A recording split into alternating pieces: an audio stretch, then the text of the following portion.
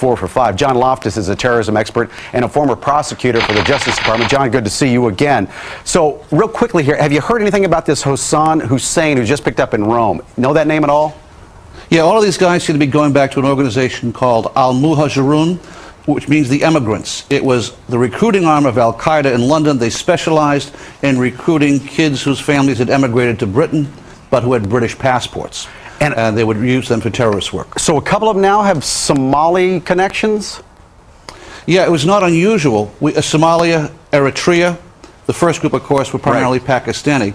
But what they had in common was they were all immigrant groups in Britain recruited by this Al-Muhajirun group. They were headed by,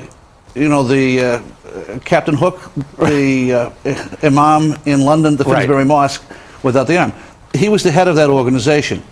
Now, his assistant was a guy named Aswat, Haroon Ashid Aswat. Aswat, who they picked up. Yeah. Aswat is believed to be the mastermind of all the bombings in London. On the 7/7 and 7/21, this is the guy, we think. This is the guy, and what's really embarrassing is that the entire British police are out chasing him, and one wing of the British government, MI6, or the British Secret Service, has been hiding him. And this has been a real source of contention between CIA, Hold on, John. Justice Department, and Britain. MI6 has been hiding him. Are you saying that he has been working for them?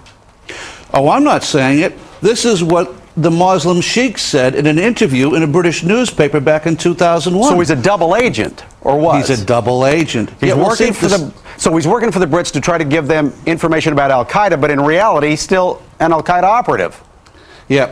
The CIA and the Israelis all accused MI6 of letting all these terrorists live in London, not because they were getting Al-Qaeda information, but for appeasement.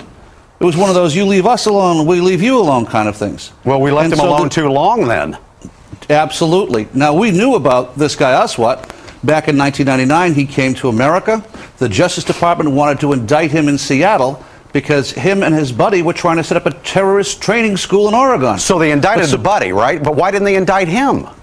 Well, it comes out, we've just learned that the headquarters of the U.S. Justice Department ordered the Seattle prosecutors not to touch Aswat. Hello. Now, hold on. Why? And that's, well, apparently Aswat was working for British intelligence. Now, Aswat's boss, the one-armed Captain Hook, he gets indicted 2 years later. So the guy above him and below him get indicted, but not Aswat.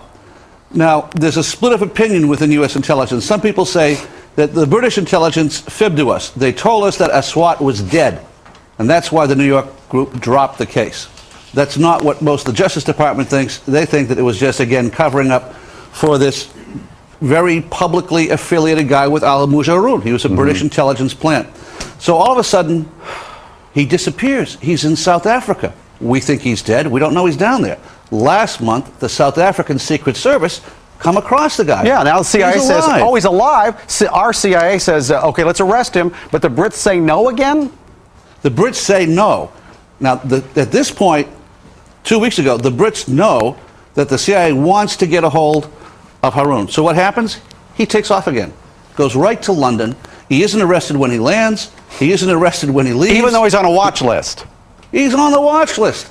The only reason he could get away with that was if he was working for British intelligence. He was a wanted man. And then takes off the day before the bombings, as I understand it? Yeah, and goes to Pakistan. The Pakistanis arrest him. They jail him. They jail him. He's released within 24 hours, back to southern Africa, goes through Zimbabwe, and is arrested in Zambia. Now the U.S., we're trying to get our hands on this guy. John, hang around. I have so many questions now. Oh, this is a bad one. 18